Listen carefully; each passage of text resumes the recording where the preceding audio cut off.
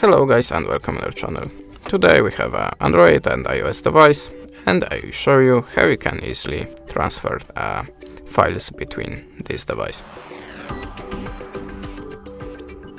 So we have to start from the downloading app. It's called Send Anywhere. And we have to launch it on both phones. Now click Receive on the iPhone and choose the files to send on the Android device. You can choose everything like pictures, videos, apps, contacts and any other like that things. If you are ready, click Send and click OK.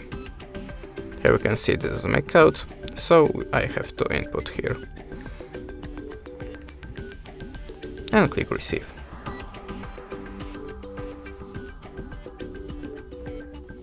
Click Allow. And here you can see now Android device sending everything to the iOS one. And that's it. Thanks for the watching. Leave us a subscribe, a comment. If you're looking for more videos like that, like this one, visit our channel, and goodbye.